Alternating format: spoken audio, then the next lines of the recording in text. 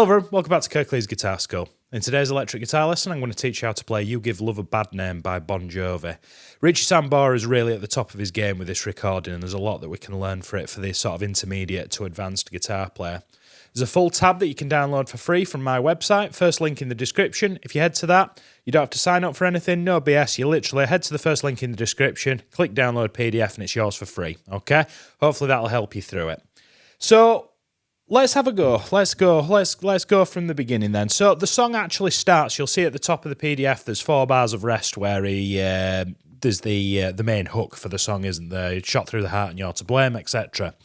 Then you'll hear the drums do like a kick, snare, fill, and everybody comes in. Now this lead guitar part sounds like this.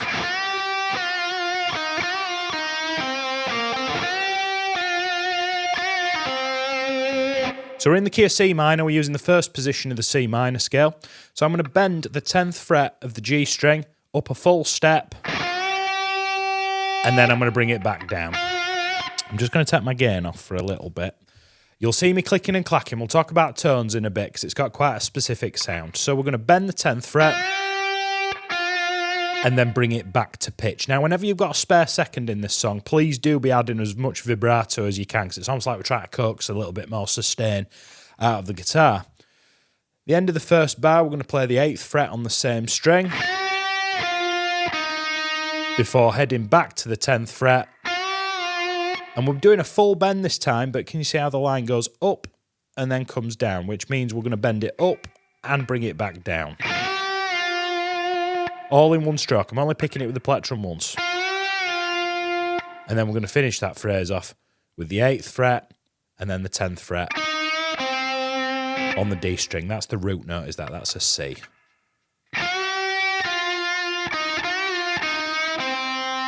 For these last 2 bars, index finger and ring finger on the D string, I'm going to play that 8th fret and up to the root there. So that's B flat to C. First 2 bars sounds like this.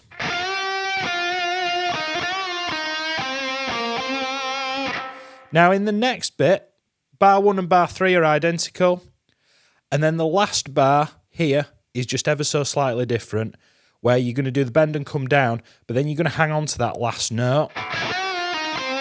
Now sometimes I'm guilty of doing a pull off there. If you put it in, I don't think the lead guitar players are going to come and get you. I'll play all 4 of those bars.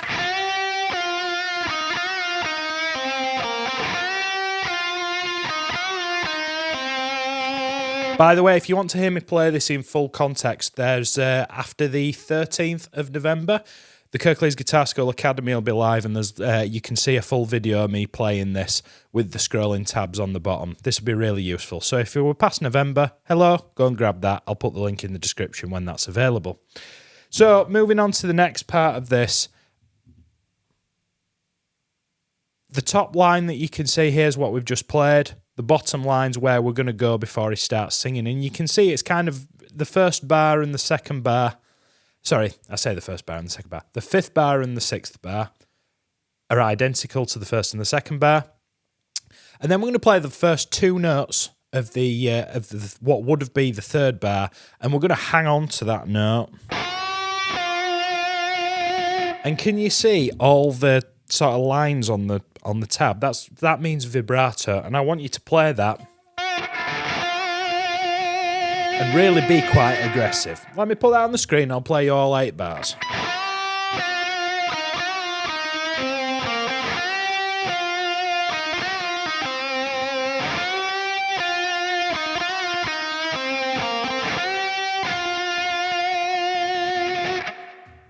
That last bar. And we'll talk about tones and that in a bit, but when we're playing with a lot of gain, you'll see sometimes I sort of bring my thumb over the guitar to stop the other strings resonating. Muting's a really big part of this kind of 80s rock, hard rock, sort of pre-metal style.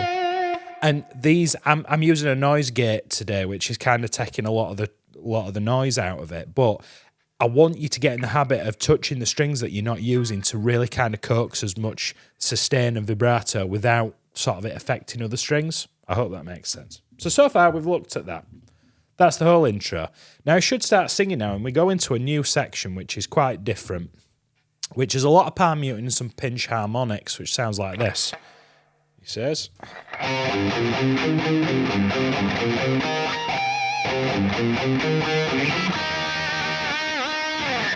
So let's break that apart. First bar, we're kind of down here in this kind of the C minor sort of pentatonic box down at the bottom of the fretboard. So I'm going to play this C note with my ring finger on the A string, 3rd fret, and I'm going to roll up to this G note here. I'm then going to play B flat and C, which is on fret 1 and 3 of the A string. Now that should all be palm muted. Can you see how it says PM all the way through this? So my palm is just touching the back of the bridge to give it a bit of a chunkier sound. Practice those first 4 notes for me. And I'm alternate picking all of this, which means plectrum up, plectrum down, plectrum up, plectrum down. After I played those first 4 notes, I'm going to go down to the 1st fret of the D string, which gives me an E flat note, and I'm actually going to pick that one twice. And then I'm going to simulate for the 7th and 8th note, the last 2 quavers of this bar, what I've done at the start, where I'm going to pick the root note on the 3rd fret of the A string and roll up to the 3rd fret of the string above that. Watch this hand over here. There's a lot of this going on.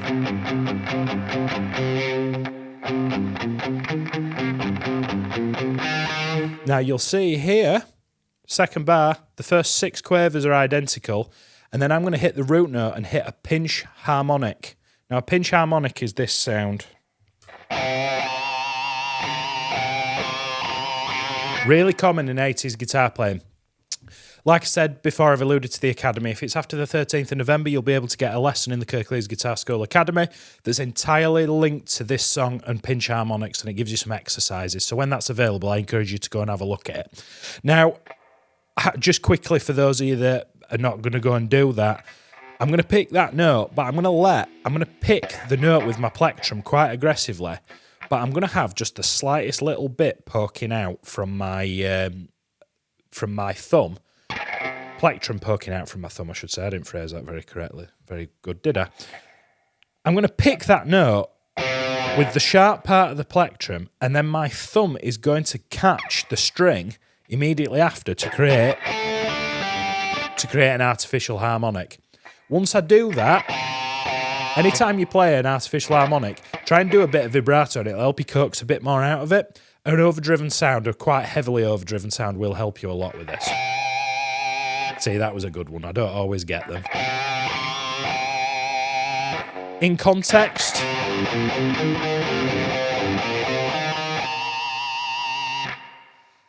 third bar is the same as the first bar. Now, you're going to see these come up again and again and again. I'm going to go all the way up to the 8th position, and I'm going to play the 8th fret of the G and the B strings. Now, what all those lines mean is I want you to dip. If you've got a tremolo bar, I want you to dip that 4 times. While sustaining those 2 notes, and I'm barring both of them. You can do them with 2 fingers if you want, but I'd personally bar it. And I'm just dipping the bar ever so slightly. I'm not doing this. I'm not getting too aggressive. And it'll help you get a bit more of that sound, because Richie Sambora used, I think it's a Kramer guitar. On this one, it's definitely some sort of Floyd Rose or Edge tremolo equipped guitar like this one. If you don't have a tremolo, I just put some, and I play this in bands, and I use a Les Paul for when I'm playing this in bands. I'll just hit some really kind of aggressive vibrato if I don't have a tremolo. So the whole thing sounds like this.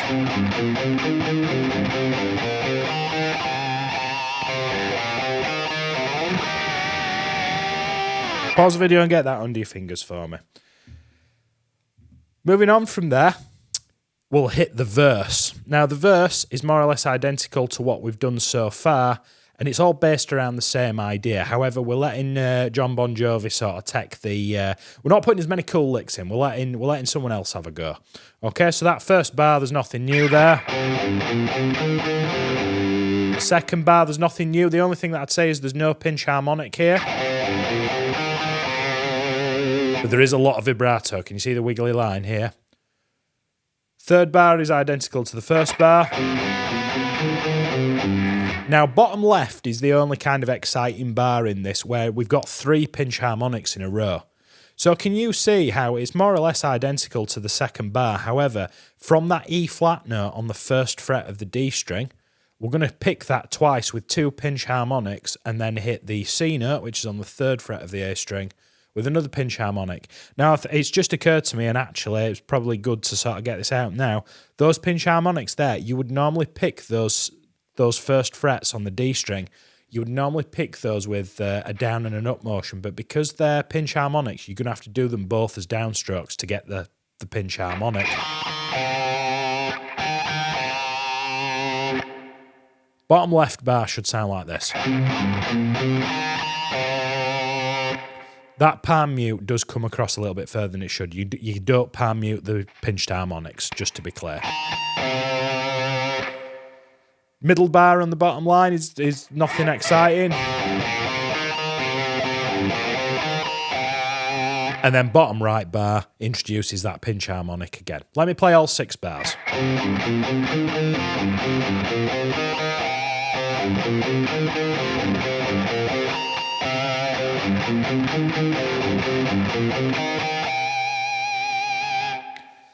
Spend quite a bit of time here. If the pinch harmonics are a little bit beyond you, what I would do personally, if you were sat opposite me, I would get you playing all the right notes in the right places with the palm muting before I put the pinch harmonics in, and then I'd put the pinch harmonics in secondary. So if you find that this is really kind of tripping you up and stopping you learning from the rest of the song, almost treat this as a draft and get it so that you can play it with the song, and then we'll apply those techniques later. Like I said, when the Academy is available, it'd probably be a good idea that you take the lesson on pinch harmonics in there. So again, when that's available, I'll link it down in the description. So that's verse 1. And verse 1 and verse 2 are identical to each other. It'll take you a minute to get, but it's a really good study. So coming out of the verse, you're gonna do that riff 2 more times, and then you'll see this F5 chord. Now, some of you might not have seen this kind of chord before. It's really common in sort of 80s rock stuff. An F5 usually is like the first chord of Smells Like Teen Spirit all the way up here. What we're going to do is we're going to play it the octave above. We're actually going to play... knock my distortion off for a start. Now it's got the root and the fifth. It's got the C, the F and the C. And then we've got an F on the top, but because the B string's tuned ever so slightly differently, we need to sort of fan his finger out. So on the D, the G and the B strings, I'm going to be pressing 3rd fret, 5th fret, 6th fret. And that's index, ring, pinky. Now that's really interesting because you're going to have to mute lots of the strings to get that sort of... I think the lyric is, whoa, you're a loaded gun, I think, and we've got the... coming up next. But coming out of that, it's a little bit of a challenge to try and come out of palm muting sort of picked single notes into that chord.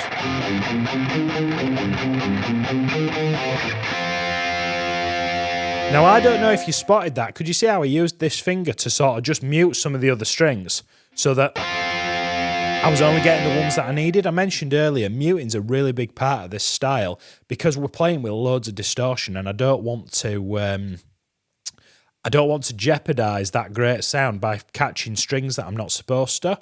So what I'm doing is that I'm just kind of touching those 2 strings, the low E and the A string, just to make sure that I'm not playing any notes that I'm not supposed to, but I can be as aggressive with the plectrum as I need to be. You'll see in the playthrough, when you watch me on the playthrough do that, where I'll put the finger, and it's just a means of, I'm just protecting myself, that's all. So then we get into this bit. Whoa, you're a loaded gun. It's... oh, he says... oh, I've skipped the slide. Right, okay, bear with me. I will...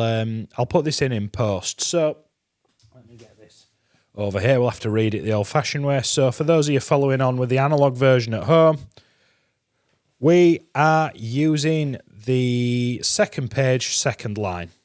So we've just hit that F5 chord on the top right, and then we're going to go to this next section here, which is Whoa, You're a Loaded Gun. So I'm going to hit the 10th fret of the D string with the ring finger, and then you'll see two semiquavers with like crosses, 3 crosses stacked on top of each other. I'm going to play that note, and then I'm going to just touch the strings, doesn't matter with what finger, and I'm going to do like 2 muted notes. Try that. Pause the video and try that for me. So I'm playing that 10th fret. I'm relieving the pressure but still touching the strings. And it could be 1 string, it could be 3 strings, it could be all 6 strings. It doesn't matter how many strings you play. It's the fact that you've got those kind of audible clicks in there. And then I'm going to play the 8th fret and the 8th fret of both the G and the B strings. And you see the dip in the bar comes again. Now, you'd be tempted to do that twice. I'm pretty sure he's doing it once. And then he starts messing with the bar. Remember not to dip it too far. It starts to sound really gross. And then we hit this big B flat 5 chord down here, which is 1st fret, 3rd fret, 3rd fret of the A, D and G strings. And I'm going to hit that and hold it for a full bar. Now, this is part of the pre-chorus. There's nowhere to run. No one could save you. Something, something, something. It's that bit, okay? Now, you'll see pinch harmonics come back here at the bottom down here. After you've played that B flat, B5, I'm then gonna sort of turn it into a major chord instead. By doing so, what that does is it means I'm catching that 3rd fret of the B string, that D note down there, and I'm going to pinch harmonic. I'm going to do a pinch harmonics on the 1st fret of the A, the 3rd fret of the D, and then the 3rd fret of the B string. Now, he's only playing 3 notes here, whereas in the next section he's playing 4. Now, I had to put this into Moises to kind of strip the guitars out of it to be able to really hear what he's doing, because it's really buried in the mix. Now, in a band scenario, would I play that? Probably not, because I'd get lost. I'd probably just play just like that chord ring out. But if we're going, if you want to do this at home, it's great exercise. So so far you've got B flat, and then moving on, I can go back to my slides now. We're then going to go to a F chord and a G chord. Same idea. If you've taken the technical focus lesson already, you'll have seen me talk about this. It's just a bog standard F bar chord and G bar chord, but I'm going to pick the A, the E, the D, and the G strings all as pinch harmonics while holding that shape. Now, it's a little bit harder to get consistent ones in that because you're constantly moving. That's going to take a little bit of practice, and I'd be amazed even if I got all 8 of them. Sounding absolutely bang on. But you've got this. There's nowhere to run. No one could save me. The damage is done. It's that bit right before the big kind of like hair metal chorus. Now, what I've done in years gone by is I've just played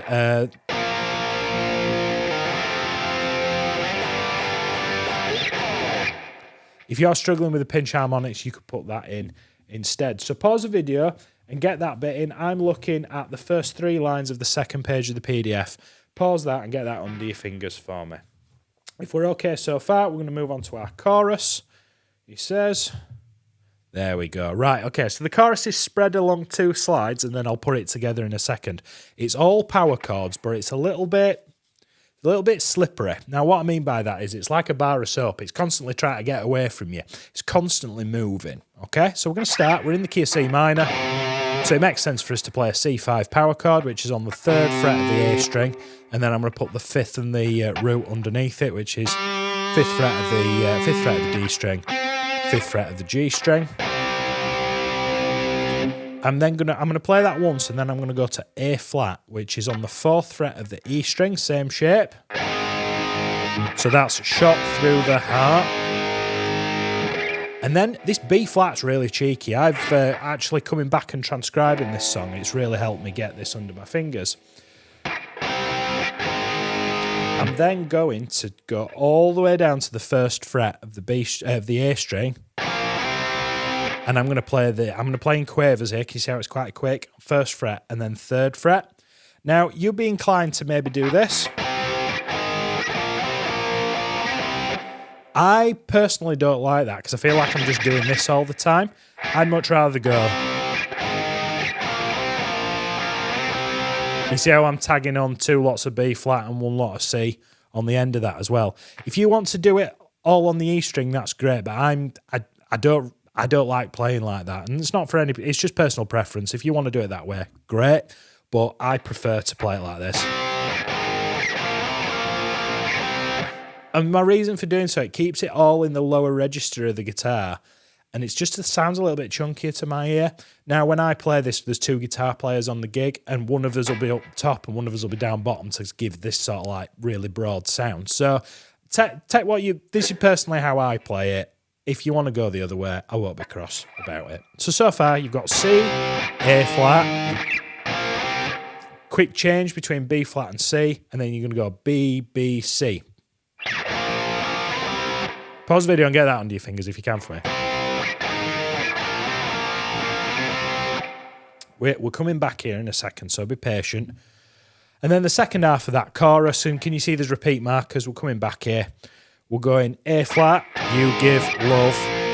And then we're going to take that shape on B flat, move it down a string to E flat. And that's...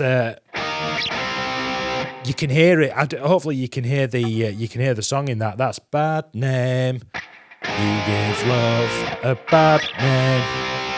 We then repeat that, but the whole section looks like this. So we're going to do the first 2 lines twice.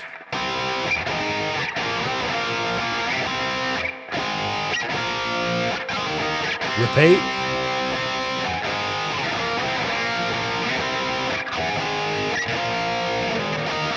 Bottom line. And can you see all those, I call them washing lines, that connect the, I'm looking at the bottom line now. The left-hand side, you play that B flat 5, and then there's loads of lines connecting notes into the next 2 bars. Those are called ties. Now, from there, what that means is you're going to play that B flat, and you're just going to hold it. Now, from that point, it sort of takes you roughly to the bottom of this second page of the PDF. From there, we go to the another verse, another pre-chorus, and another chorus. Following that is the solo. So let me have a shuffle around with my slides, and we'll go there next. I've broken this solo into 4 sections, which you can find at the top of the 4th page of the PDF. Now, it's not an overly long solo, but there's a lot of cool techniques crammed into this in a short space of time. So if you get to a point, you're sort of playing this and you get to the solo and it's a bit of a sticking point for you. If you play, I'm pretty sure it's the chorus over the top of this. It will work just fine, okay? So let's get into it. So to start with, we're only going to play 2 notes for the first portion. But what we're going to do is we're going to hit a harmonic, not a pinch harmonic, but an artificial harmonic by touching the 5th fret of the G string just over the threshold between the 5th and the 6th fret. I'm going to touch the string, not pressing into the fretboard, mind, just touching it and let it ring out. And then what I'm going to do is I'm going to gradually depress the bar. Okay, practice that for me. Natural harmonic. Now, before I run out of steam, I'm then going to go to the 8th fret. And there's no whammy bar, there's no artificial harmonic, there's no monkey business here. I'm going to hit that note and I'm going to apply some really aggressive vibrato, and I'm just going to hang on to it until I get to the next slide. So it sounds like this.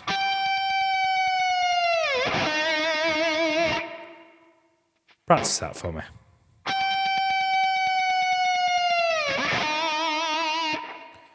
Moving on, we're going to go to this part. So basically, we're climbing up the C minor scale, but we're omitting one of the last notes. So we're going to, if you just focus on the A string for now, we're going to, all of this should be played with his index finger, and we're going to pick this 3rd fret, that C note, and we're going to slide up to D.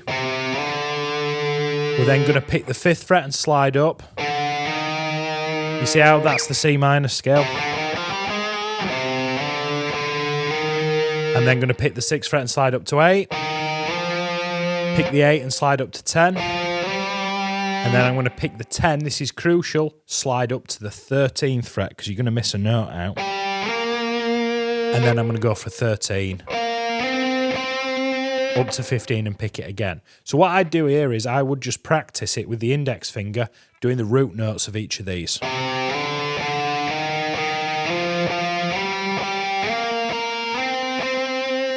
Practice that a few times for me.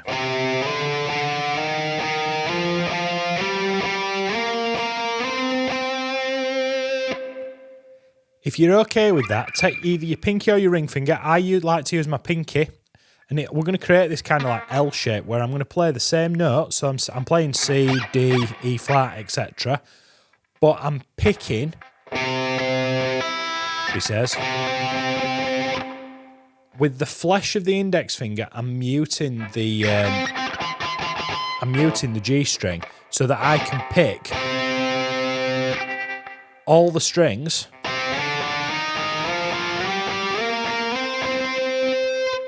And I'm using my other fingers and flesh elsewhere to stop that from ringing out. So if you have a look at this C note, I'm playing the C, but with the sort of spillage over of the index finger, I'm pressing the low E string. I'm then picking the note, but I'm also muting the string underneath it. And then I've got my pinky. I've got my pinky on that octave down there, and then I'm using my index finger again to mute those strings. So I can actually, like, if you hear, it's a little bit late in this, you think like early Foo Fighters stuff or any of that kind of like garage rock stuff from the early 2000s, it was full of this.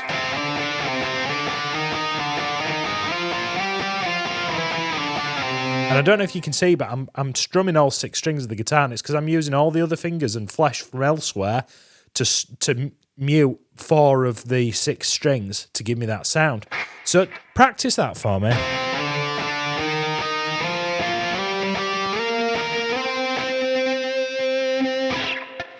So far we've got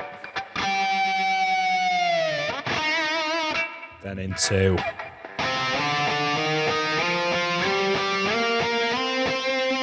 first 2 lines of the solo, and then we get into this weird like little tap-in thing. So what we're going to do, we're in first position C minor scale. Now I'm using the sort of pentatonic, you know, that sort of pentatonic box that we tend to solo in a lot, yeah? What I'm going to do is I'm going to pick the 11th fret. Let me just take my gain off for now so I can explain it a bit better. 11th fret, I'm then going to pull off to the 8, and then I'm going to hammer back onto the 11. While I'm doing that, I'm going to take my plectrum and sort of just put it out of the way to enable me to have my index finger. And with my index finger, I'm going to tap the 13th fret of the B string. That's a root note, that's a C note. Just practice those first 4 notes for me. Don't worry about the slide, we'll talk about the slide in a minute. But I'm doing what's called a hammer on out of nowhere, which means throughout all this, I'm keeping my index finger pressed into that 8th fret of the B string. I'm going to hammer in, pull off, hammer.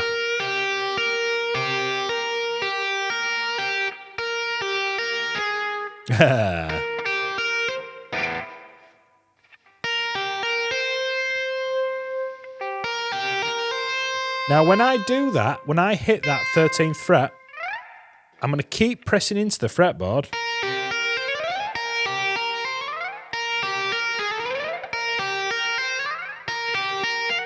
And there's no kind of definite, I'm sort of almost stroking the fretboard. Nice guitar, yeah? I'm going to do that 3 times. Pause the video, and if you're spending time anywhere on this lesson, I want you to spend it here. After you've done that 3 times, you're going to pull off.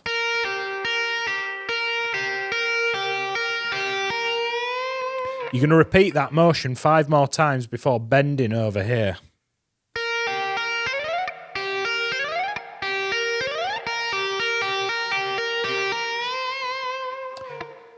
with gain.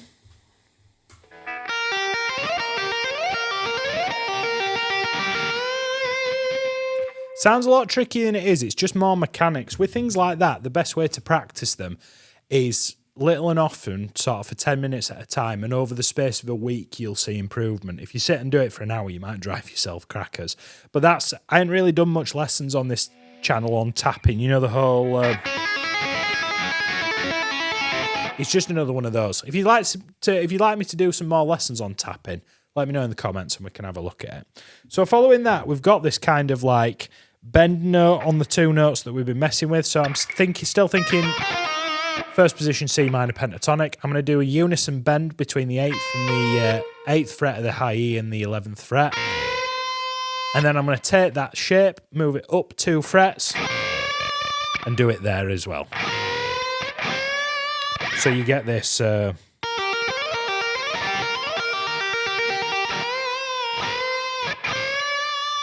and then we hit these semiquavers here. So we're going, by contrast, we're going all the way back down to the bottom of the neck, almost like we did in the verse.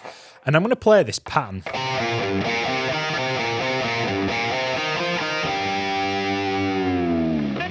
Now let's break that down. First 4 notes, C, B flat, G, B flat. It's almost... so it's like that for the verse, isn't it? 3, 1, 3, 1. I'm then going to go back to the root for the next 4 notes. I'm going to play the 3rd fret on the A, that E flat on the D string, 3rd fret of the A, 1st fret of the A. Now that's like one... once you see the pattern, it'll make a lot more sense with this and not just like a load of notes. The 8 notes, 6 of the 8 notes is the pattern. And it's where you go from there that kind of changes. The 4 notes here over the 3rd beat are identical to the 1st beat. And then we're going to, instead of coming back down, we're going to go to the D string for the 4th beat of the bar. I'm going to go 3rd fret of the A, I'm over here, up to the D string, and I'm going E flat, up to this note, up here, up to F, and back to E flat. And then to finish, I'm going to hit the 3rd fret of the low E string and do a really big dive with the whammy bar. If you don't have a whammy bar, just do some vibrato.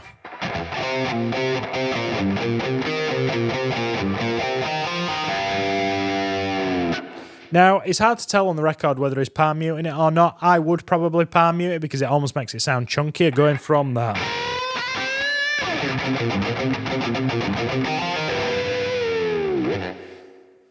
I'll leave the ball in your court as to what you want to do there. Okay? So that solo's not particularly...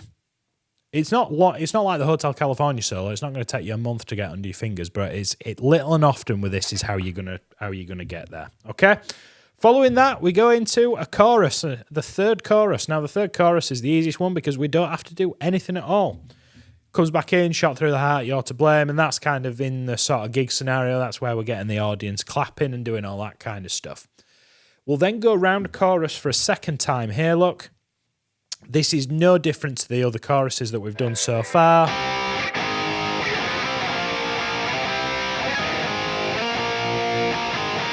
We'll do it again.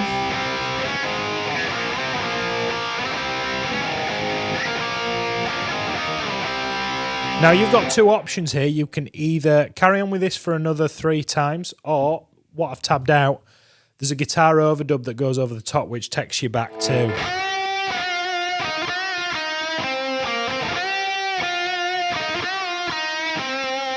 The only thing that I'd say is in this 4th bar, you're expecting these 2 to be quavers like they are in the intro. They're not the crotchets here.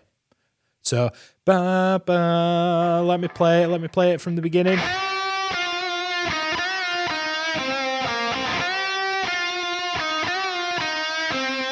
Whereas you're expecting. So just watch out for that. That catches me out. And you're going to do that 3 times and it fades out. So really the solo's the challenge in this song. But even if you feel like that's a bit beyond you, hopefully the rhythm parts can give you give you something to work on. So tone-wise, I'm using Quad Cortex today. Now, my research on this was Sambora predominantly used Marshalls in the studio, like JCM 800 type amplifiers. And he had a Kramer, is it a Kramer? He had some sort of like super strat type guitar. I can't, now that the camera's rolling, it's escaped me. I'll put it on in post if I remember. But essentially, some sort of super strat with a Floyd Rose will do. If you don't have that at home, don't get too bent out of shape about it. If you're using the Boss Katanas, I'd potentially use the... I'd probably use the Brown setting with the gain at probably 12 o'clock and upwards. You want a really saturated overdrive tone. I'm using a... it's actually a Plexi, is this one, instead of a JCM 800, just because I got a better sound out of it. So that's my clean tone. I mean, it's pretty driven. It's pretty wound up. And then I've got a clon that I put on for the really heavy overdrive bits, which gives you that. It'll just sustain for days, and you do all the... You can do all the things. You don't need that per se. Just plenty of overdrive or even distortion. But try not to make it too muddy. Use plenty of treble and use your bridge pickup, and it'll really you'll get somewhere. You'll get somewhere close. So don't forget. Head to the first link in the description. You can get the tabs completely for free. You don't have to sign up. You don't have to do anything. It's really going to help you with this lesson. What 80s rock thing should I get the Ibanez out and look at next? Let me know in the comments. I'll see you next week for another electric guitar lesson. Thanks a lot.